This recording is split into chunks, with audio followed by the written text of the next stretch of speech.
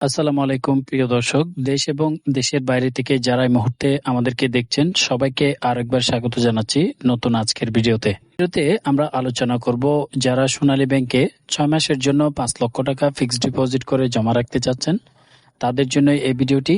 বর্তমানে 2026 সালে আপডেট করা হয়েছে সোনালী ব্যাংকের এফডি রেট।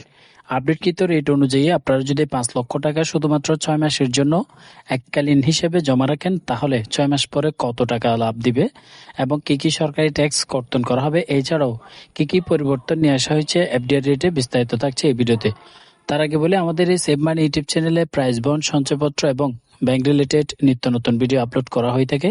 এই রিলেটেড ভিডিও যারা পেতে চান চ্যানেলটা সাবস্ক্রাইব করে বেল বাটন অল করে রাখবেন। তো সিস্টেমটা জানবো, যেহেতু সোনালী ব্যাংকে আপনারা বিভিন্ন স্কিমে বিভিন্ন মেয়াদে করতে পারবেন।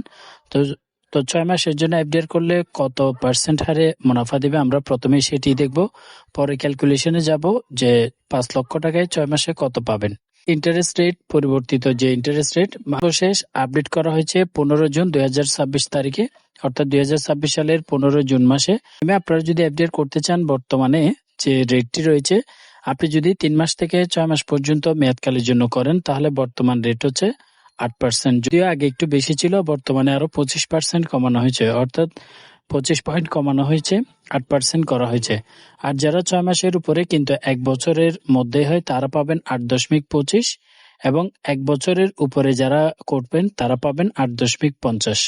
তো বর্তমান রেট অনুযায়ী 6 মাসের জন্য আপনারা যদি করেন সেক্ষেত্রে কত টাকা পাবেন চলুন ক্যালকুলেশনটা দেখে নিই। আপনারা সোনালী ব্যাংকের বাংলাদেশের যে কোনো শাখায় করতে পারবেন। এফডিআর অ্যাকাউন্ট করার জন্য যাবতীয় যে ছবি, এনআইডি কার্ড এবং বিদ্যুৎ বিলের ফটোকপি সাথে নিয়ে যাবেন তাহলে হবে।